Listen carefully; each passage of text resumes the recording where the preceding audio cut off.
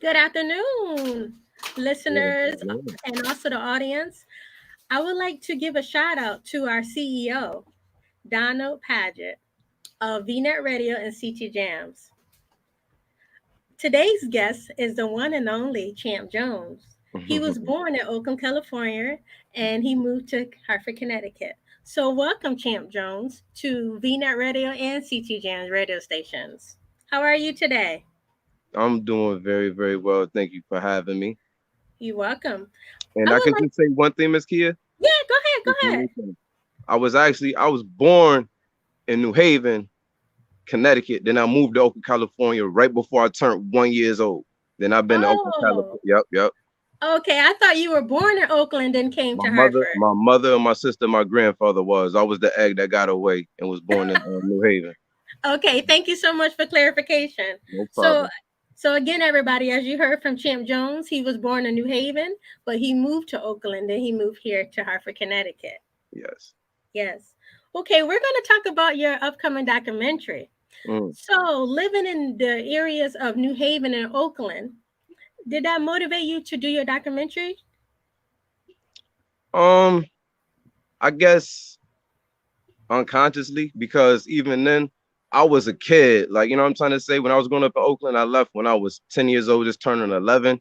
And even with that, it was a lot that was witnessed and it was a lot of positive and negatives, but I wasn't consciously like aware in the sense. But once I started getting into the shape in the documentary and what emotions I wanted to touch, if you will, it definitely brought me back to those times as a kid in Oakland and the memories I do have in New Haven. So those areas in my time growing up there definitely did shape a perception on how I wanted to capture Hartford as a whole. Wonderful. Can you tell us about your new documentary that drops on actually Halloween Day? Yes, yes, yes. Well, the documentary is called "The World Within: Social Perspectives of Inner City Communities in America," and this one is shot in Hartford. And basically, it's a two-part documentary. Initially, the documentary is was about mental health and many other social factors that plays roles into why we have the results and the perpetual activities, if you would, are go on into our communities. And before I wanted to get into the whole mental health, I wanted to give the world a background of the communities and the environments that these individuals grew up in. And not only that, the strong history that came that's been forgotten, covered up, you know what I'm trying to say, in so many ways that you can see a generational gap between the 50s and the 60s and the 90s and the 2000s on these same streets. And before we even get into trauma and get into things that we may um feel more personally inclined to speak about, I want to show people, man, these same communities at one point that people were scared to walk down was one of the most powerful streets as far as civil rights movement, community days, family orientation. Like, and I think once people get an understanding of what was, they can understand is what now. Wonderful. My next question is: would your documentary be for sale after you Um, release it? honestly, I can't sell it because I had to obey by the fair use law. I did use a few clips of material that I did get permission from the owners, but I don't own them, so I can't sell them. And honestly, for my first documentary, I didn't want to sell it. Honestly, I wanted to put it out there and see how far it goes, so I can have that creative edge to want to push something that I'll feel is worth spending your money for. For you know, what I'm trying to say the first time around, I know it's worth it, but I would rather see how the family and friends feel about it first. Wonderful. Can you tell us about the music in the documentary? Oh, sure, sure. The music in the documentary is honestly a few of my songs and a few of my brothers, um, Rich Flair and Pro.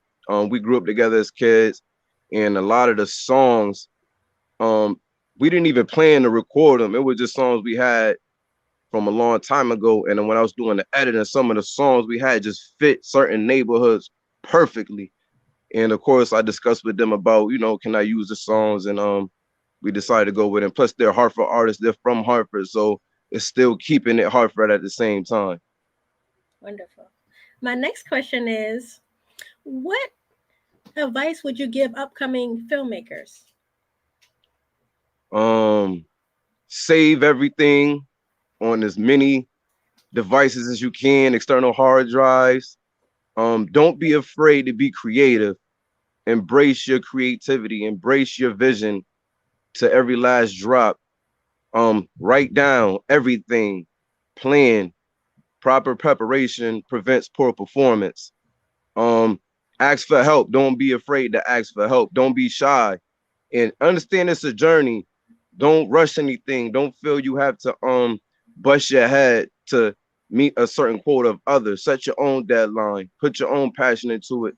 And remember, this is your work. It's almost like you building a sculpture. And many sculptures are still out in these other lands that's been there for many a century. So you definitely don't want to rush anything and love it. Have fun with it. Most importantly, just have fun with it. Like really enjoy it. All right. So I'm going to step aside from the documentary. I know that you're a boxer. So who inspired you to box? Um, well, it's one of them things where when I was a kid, a lot of my uncles they grew up in the 60s. So before basketball got popular, before football even got popular, the dudes of that era, it was boxing. It was always boxing. So I always had this inclination of boxing, but I never really followed through with it until two of my friends that I really had a deep connection with was doing it, and they was consistent. Roman Carter, you go by his DJ Rome, and Raymond, my boy Raymond Perez. He had a few professional fights, and when I seen them going consistently where they did, it just motivated me.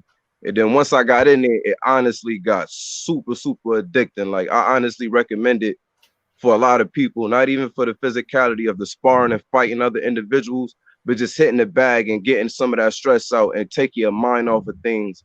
And the coaches that motivate, they make you feel like you have a championship fight next week. And I love it. Wonderful. Because you see, that was going to be my next question, but you answered it. So Oh, I I'm won't ask sorry. that I talk anymore. too much. I'm No, sorry. no, no, you don't. It's fine. Yes. So are we going to see any more work from you as far as music and documentaries? And if so, when are you going to release them? um, in the sense of the music aspect, I'm more so behind my brothers because they are extremely talented and they're still very youthful. And I feel like they are the epitome of what Hartford can be as far as talent wise go too.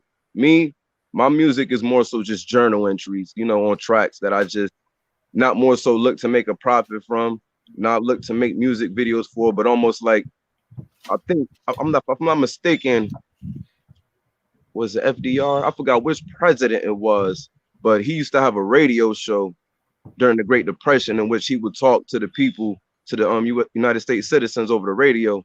So that's kind of how I um look at my music, like a communication. You know what I'm trying to say? Not more something like I got this CD coming out. You know what I'm saying? It's more so like you can find a song that evokes an emotion or to motivate you and things of that nature. And as far as the documentaries, I have The World Within, of course, coming to Halloween, and just small projects that I do around the city with elders to get a lot of more history, some youth to get the city aware of what's going on, and to kill a lot of misperceptions we have about youth here. And me and my boy Big Parish, we're actually trying to work on a documentary called Little No Remorse, which is basically an analogy for the youth that grow up in these broken window communities. And a broken window is a theory that basically says whenever an officer can spot a broken window in a community, they know there's crime around. So we want to talk to these young boys in each community like we did in the documentary, but speaking to them about these issues from their perspective about what turns, what I'm saying, our youth to feeling left out and to feeling like there's but so many ways to go out. So that's definitely next. Just I'm sorry for talking so much, Miss Kia, but that's definitely where we're going. Just energy evoking things, emotional evoking things, and things that's realistic. And I don't think you're talking too much. I feel like I'm talking too much, but I'm sorry. No, I don't think so. So, also, you're a family man. So, tell Mm. me your perception of what fatherhood is. Wow. Leading by example by all means, because I feel like there's so many circumstances in which a father can do the best he can, you know what I'm saying, depending on how he was raised. And that's get left out. I feel like we have so many strong expectations that we forget. Like a lot of men went through their traumas as well and didn't have their fathers. So their definition of manhood is still relatively brand new. So it's more so of a just being there, being consistent and having the right intentions, and voicing yourself, like letting your children know how you really feel. And I'm sure like we all as men have different emotional tolerances. Some of us don't know how to say I love you or don't know how to do these things. So I encourage you to find something that can be symbolic to those words that you may not know how to say, rather be a pat on the head, a dap, something that your child can know, all right, that's his sign of saying I love you. I love that. Can you tell me your perception of what a husband should be? Because I know your husband as well.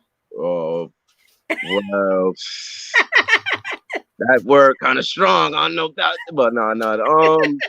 My perception of a husband, I think it's all relative, honestly. I think it's relative because in the world, when I say about the world, I mean as far as society, we got the earth and we got the world. And the world we live in right now, it's difficult for anyone to find their true definition of what they want as far as a soulmate or a wife or a husband. But on the earth, we all know we want love. You know what I'm trying to say? That's just in our nature. So if you're of the earth, I feel like if you can see past a lot of the worldly things, you can find somebody for you to be a great husband to without you doing too much. Like I remember at one point when I speak to my grandparents and my great grandmother, just the man doing the you know what I'm trying to say, farming, feeding the family, being consistent. That was enough for you to be a husband material. Now you got to make a certain amount, wear a certain amount of clothes. You know what I'm saying? Be in a certain crowd, like it's got overcomplicated to the point it's almost like we're trying to shove so much on our computers that the computer about to explode, about to shut down, the drive about to crash. We got to keep it basic. So my perception of husbandry is just basically, being open, being understanding, and most importantly, being yourself and being honest. We got to give more women opportunity to have a decision to make rather than trying to do what the world wants us to do and have multiple women, have multiple this and multiple that, which can be any man know who tried that is stressful. That's stressful. It get tiring. Like it get tiring, it get boring after a while. Nobody want to go through that stress. So I think it's relative and it's all come down to the individual and what they call love. Wonderful. My next question is, can you give advice to those little girls out there and even teenagers and women that didn't grow up with a father? Can you give them advice about men, like what a real man is and what to look for? Because it's sad to say, a lot of women pick the same man like their father, and their father is no good. So they think it's okay to date the same kind of man. But then there's some smart women that say, hey, I don't want a man like my father. I want somebody better. So can you give advice to those women that think it's okay to date the same kind of man that their father is? Wow. um, I think that's perceptional and relative, but if I had to give advice, learn the nature of men, period. And I don't mean that in the sense, because when we hear that, I feel like a lot of women go straight to hearing nature of men. They think over sexualized, promiscuous, ambitious, and all these other terms that can be a part of it, but that's not what I mean. What I mean by understanding the nature of man is knowing man is creative. Men are thinking creatures. You know what I'm trying to say? They're risky and all as well, but at the same time, know what we need. You know what I'm trying to say? Know what a man looks for. Some men may only need this much to feel this much love. You know what I'm trying to say? And a lot of times I feel women, without knowing, try to bring a lot more of how they feel what a man should be and what they perceive that a man should act like. And that kind of so many ways, like gels him down. Like, I'm trying to say, closes a jar that you're not allowing his true creativity to show. You know what I'm trying to say? So for the young ladies or any women, just, give them in a chance, give them a chance to show you and but so many ways that they can be any and everything you want them to be if you allow them to. But you got to separate the worldly perception from what type of clothes he wear, what he drive. If you judging that off a man, you're never going to find a great man, because every man is either a paycheck or an idea away from changing his life. You got to recognize those qualities. You got to know the nature between them when he wants to do well, when he wants to climb, when he needs mental support, when he needs advice. Not everything is sexual. Not everything is intimacy. And even though we're humans, we understand that. But when it comes to a real man, he needs space. He needs, you know what I'm saying, validation. And sometimes he just needs to be left alone. That's right. My next question is, can you give the audience advice on being your own boss instead of working for someone else? um, my advice is to do it from the heart, like, and not even more so being a boss, but more so being the epitome of what you believe in and what you're trying to have others follow. Because it's been proven, like, even with, like, in so many ways, people have lost their lives in causes that they believe in, and following bosses where they feel like could bring them to a place where they believe they was going to go. So if you're going to be in a leadership position, because honestly, Miss Kia, I don't really like the word boss, you know what I mean? Because I just feel like it brings on that whip type mentality. But Okay. like, if you're going to be a person of leadership, man, you got to live the same thing that you preaching without the expectations of other to follow. You know what I'm saying? So you can't expect people to follow. You got to walk in what you believe in. And once people see and feel their value through what you project, you can always make a business. You know what I'm trying to say? You can always make something for somebody to support. But first, you got to be the reason why they want to support. It can't just be the material, the object. You know what I'm trying to say? The website or the IG page, because all that is just, that's going and forgotten when it come down to it. You want to leave something that's forever, something they could teach their grandchildren that they saw that you said. You know what I mean? So if anybody that wants to be a boss, anything in leadership, embody the same thing that you want others to spend their last dollar on. That's right. Aside of that, are you going to do a book at some point in your life? Wow. It's funny you said that. I'm actually almost done with it.